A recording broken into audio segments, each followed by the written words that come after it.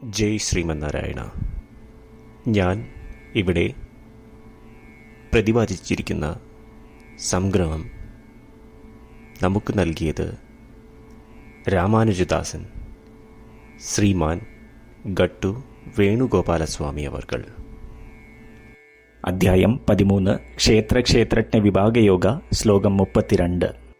യഥാ സർവഗതം സാക്ഷ്മ്യാത് ആകാശം നോപലിപ്യത്തെ സർവത്രാവസ്ഥിതോ ദേഹേ തഥാത്മാ നോപലിപ്യത്തെ. ഓം. ഗീതാചാര്യ ശ്രീകൃഷ്ണ പരമാത്മ നമുക്കെല്ലാവർക്കും അർജുനനോടൊപ്പം ക്ഷേത്രജ്ഞ വിഭാഗയോഗ അഭ്യസിപ്പിക്കുന്നു. പരമാത്മ പറയുന്നു, അർജുന, ആകാശ അഥവാ ശൂന്യത എന്ന ഭൂതം മറ്റ് 4 ഭൂതങ്ങളായ അഗ്നി, ഭൂമി, വെള്ളം, വായു എന്നിവയേക്കാൾ നിഗൂഢമാണ്. ശൂന്യത നമുക്ക് കാണുവാൻ കഴിയുന്നില്ല, പക്ഷേ അത് എല്ലാറ്റിലും വ്യാപിച്ചു കിടക്കുന്നു. ഇത്രമാത്രം നിഗൂഢമായ ശൂന്യത എല്ലാ വസ്തുക്കളെയും വ്യാപിച്ചു കിടന്നിരുന്നാലും ആ വസ്തുക്കളുടെ ഗുണങ്ങൾ ശൂന്യതയെ ബാധിക്കുന്നില്ല. അതേപോലെ ആത്മാവ് ശൂന്യതയേക്കാൾ നിഗൂഢമായിരുന്നാലും എത്രമാത്രം ദേഹങ്ങളിൽ അത് പ്രവേശിക്കുകയും ഉപേക്ഷിക്കുകയും ചെയ്താലും ആ ദേഹത്തിൻ്റെ ഗുണങ്ങൾ ആത്മാവിനെ ബാധിക്കുന്നില്ല. ശൂന്യതയുടെ ഉദാഹരണത്തിലൂടെ നാം എത്രമാത്രം അസാധാരണമാണെന്ന് ശ്രീകൃഷ്ണ പരമാത്മ വ്യക്തമാക്കുന്നു. നാം ദേഹത്തിൽ നിന്നും വ്യത്യസ്തരാണെന്നും ദേഹത്തിൻ്റെ ഗുണങ്ങൾ നമ്മളെ ബാധിക്കുന്നില്ല എന്ന സത്യം മനസ്സിലാക്കിക്കൊണ്ട് നമുക്ക് നമ്മളുടെ യഥാർത്ഥ ഭാവത്തെ തുടർച്ചയായി ഓർമ്മിക്കാം. ശ്രീകൃഷ്ണ പരമാത്മയുടെ അധ്യാപനത്തിൽ ധ്യാനിച്ച് നമുക്ക് നമ്മളുടെ ദേഹത്തിനെ പരമാവധി ഉപയോഗപ്പെടുത്തി ശ്രീമന്നാരായണനെ നേടുവാൻ ലക്ഷ്യം വയ്ക്കാം. ശ്രീമന്നാരായണനിൽ അഭയം തേടിക്കൊണ്ട് ശ്രീകൃഷ്ണ പരമാത്മയുടെ വാക്കുകൾ ശ്ലോകത്തിൽ എന്ന പോലെ നമുക്ക് ആവർത്തിക്കാം. യഥാ സർവഗതം സാക്ഷ്മ്യാത് ആകാശം നോപലിപ്യത്തെ സർവത്രാവസ്ഥിതോ ദേഹേ തഥാത്മാ നോപലിപ്യത്തെ. ശ്രീകൃഷ്ണ പരമാത്മാവ് ശ്രീമദ് ഭഗവത്ഗീതയുടെ പൂർണ്ണമായ അന്തഃസത്ത 18-ാം അധ്യായത്തിലെ 65 മുതൽ 70 വരെയുള്ള ശ്ലോകങ്ങളിൽ പ്രതിപാദിച്ചിട്ടുണ്ട്. അതിലെ 8 ഉപദേശങ്ങൾ അനുഷ്ഠിക്കുന്നതിനായി ഭഗവാൻ ഉപദേശം നൽകിയിട്ടുണ്ട്. ശ്രീകൃഷ്ണ ഭഗവാൻ പറയുന്നു, ഈ 8 ഉപദേശങ്ങൾ അനുസരിക്കുന്നവരെ ഞാൻ സ്നേഹിക്കും. ഈ ഭക്തന്മാരെ ഞാൻ എല്ലാവിധത്തിലും സംരക്ഷിക്കും.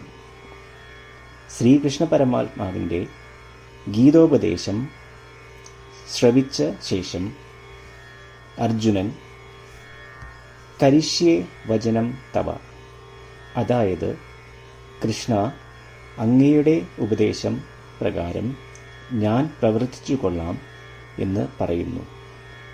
അതുകൊണ്ട് ശ്രീകൃഷ്ണൻ അർജുനന് എല്ലാവിധ വിജയങ്ങളും ഫലപ്രാപ്തികളും നൽകി അനുഗ്രഹിച്ചു. ഈ 8 ഉപദേശങ്ങൾ നമ്മൾ പാലിച്ചു കൊള്ളാം എന്ന് പരമാത്മാവിനോട് നമുക്കും പ്രതിജ്ഞ ചെയ്യാം.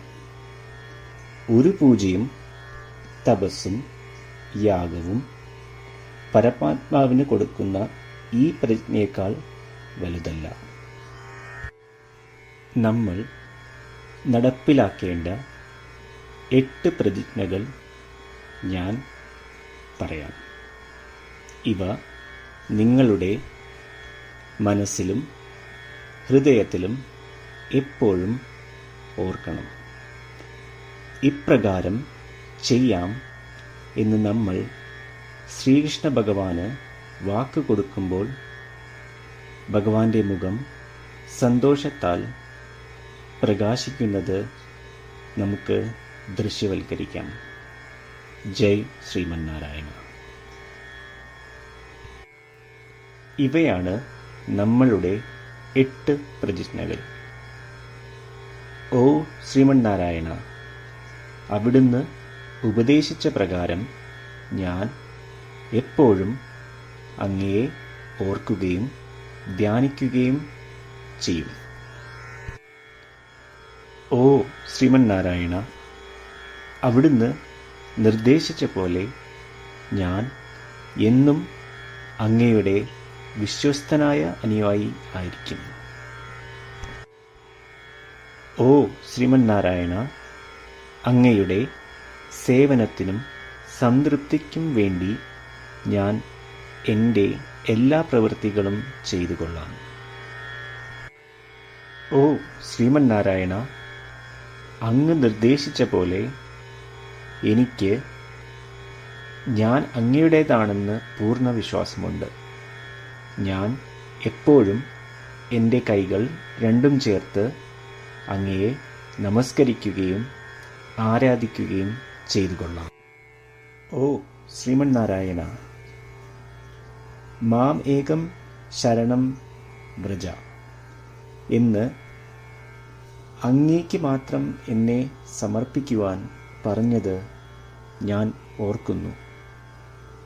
ശ്രീമന്നാരായണ, ഞാൻ എന്നെ അങ്ങേക്ക് മാത്രം സമർപ്പിക്കുന്നു. ഓ ശ്രീമന്നാരായണ, മാ സുജ, അതായത് ഒരിക്കലും ദുഃഖിക്കേണ്ടി വരില്ല എന്ന് അങ്ങ് നൽകിയ ഉറപ്പ് ഞാൻ ഓർമ്മിക്കുന്നു. അതിനാൽ ഞാൻ ഒരിക്കലും ദുഃഖിക്കുകയില്ല.